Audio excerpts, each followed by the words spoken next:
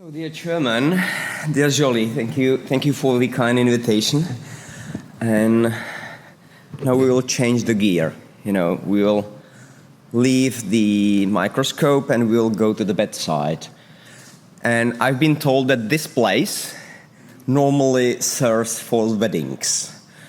And if you would like to have a good marriage, you need to have something old, something new, something borrowed, something blue, and a silver sixpence. That's an old saying, okay? Honestly speaking, I believe in order to survive a shock, you possibly need the same. And I'll try to convince you now, okay? So, something old. Okay, yeah, you need blood pressure and you need flow. We know this. Is there something new in there? Okay, maybe I might just tell you that the blood pressure you may monitor continuously, non-invasively. By the way, that guy there is Jan Peñas from Brno, very close from here. He is the inventor of the volume clamp method. But it's not the only. Nowadays, we can find quite a new and interesting stuff, like very inspiring about studying the diastolic phase of blood pressure. Because everything behind diacritic notch is telling us something about the tonus of arteries and the reflection waves. So that's kind of an interesting point in the, let's say, old. What about blood flow?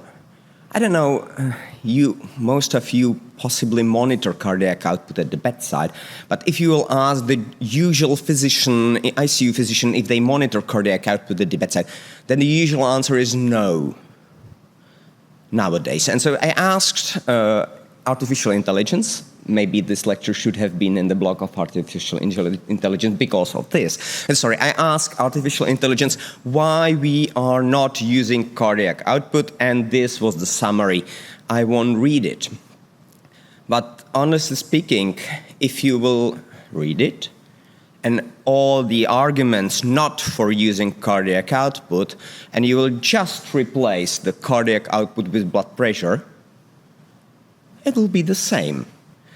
There is no reason to do one or the other. There is reason to do both.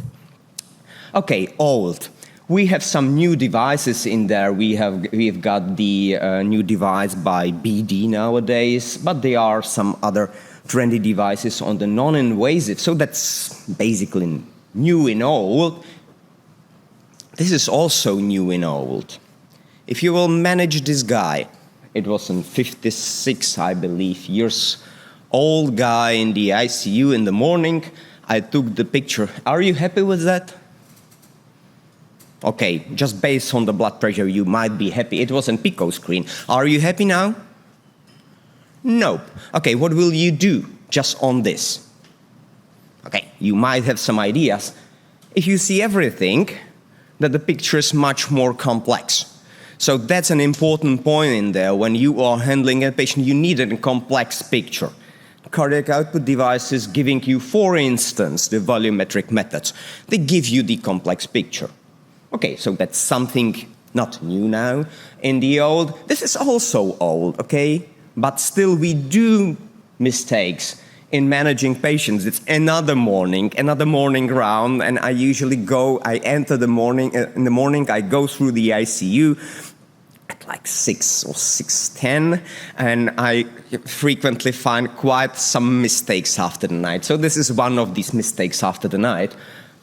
Okay, we know quite a lot about dynamic variations of blood pressure. We know that they are pretty good in telling us about something about fluid responsiveness. We know that they are gray zones. We know the limits. So, new, old, I don't know. What's upon you to decide. What I find also interesting is the disappearance of esophageal Doppler monitoring. Those of you who did your clerkship, for instance, in United Kingdom, at some time the esophageal Doppler monitoring was like #1 for everything around high-risk surgery. And basically, most of the protocols handling esophageal Doppler was based on corrected flow time. or the stroke distance as a markers of filling, and actually based on this, the or the fluid maximization theory was done. At that time, we completely missed, or most of us completely missed, the other parameters like peak velocity and mean acceleration. If you will look and dig into literature, where are the data about the relation between the mean acceleration and peak velocity and contractility? Basically, these parameters rely to contractility that you will get into 1987. So it's quite an old data that we know that these are linked together. Nowadays, we are digging out to the parameter called dp/dt, dp max, and basically assessing this. And this one of the new parameters, so we are getting to borrowed from the new and old, getting these parameters out of echocardiography, out of esophageal Doppler, and putting them into the A-line analysis. So this is something you can find new on your hemodynamic screen, which is basically the slope of the upstroke of the arterial pressure wave. Of course, physiology tells us that that's not the only impact. Okay, the contractility of the heart, the force, the pressure is rising. It's not the only what you can assess when you are having an A-line in the radial artery. There are reflected waves, etc. But okay, in your individual patients, it seems that if you increase contractility, it goes up. If you decrease contractility, it goes down. So at your individual patient, if you have, for instance, you are trying to give a dobutamine test, so you see that the cardiac output's low, you would like to increase it, you give dobutamine, and you see the dp/dt is increasing, then basically you possibly have done good. If it's not moving, it's not working. So that's something you can use on the screen. Okay, this is the guy, this is the gentleman I've told you. I don't know how many of you mark this difference. Have you seen this in your patients? That there is a striking difference between the stroke volume variation and pulse pressure variation. Some of the devices, they give you just one of these numbers, okay? But if you put both these numbers there, sometimes you see that they are different. Okay, why? Because there is a capacity. It's like the arterial tree is a capacity. And as any capacitor, if you put a volume in, it depends on the compliance of the system. When the system is very compliant, or if you give drugs, they make it more compliant, it flattens. If you give something constricting, something which makes it restrictive, it goes up. So if you have this, then your patient's definitely somewhere on the low slope. You change the stroke volume very much, but the pulse pressure is not changing at all. Gives you a knowledge that the patient's not a pressure-responsive one. You can flood him with volume, and you will have to flood him a lot in order to increase the pulse pressure, to see a pressure response. So this is something, it's a parameter. You have it on the screen. Once you just give it there, you can calculate by yourself, or some of the devices calculate this so-called dynamic elasticence. And you can use it in order to say, okay, do we need more norepinephrine or vasopressin or something, or just fluids can do. So these are something borrowed from the concepts.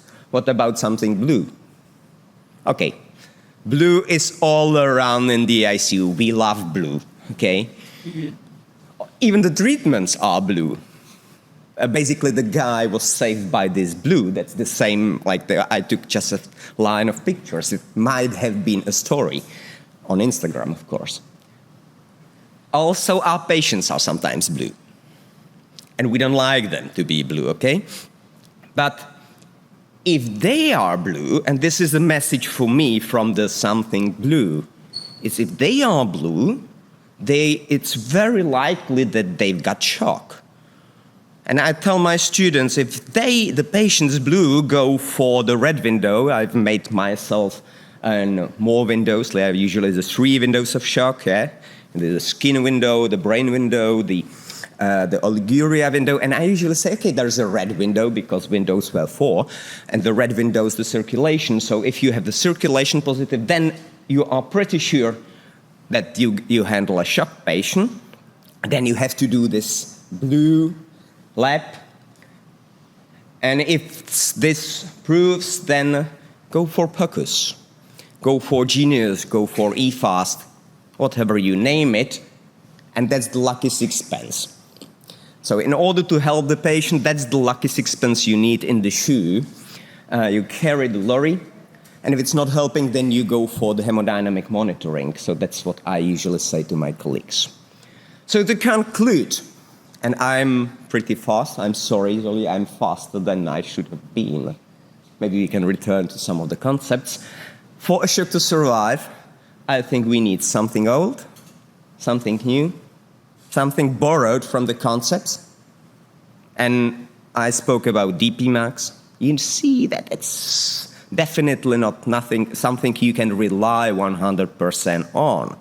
It's something you should consider as a marker potentially important in an individual patient and changes. The same is for dynamic elastance. We still don't know enough about these parameters to rely on them just, okay, I see high dynamic elastance, do this.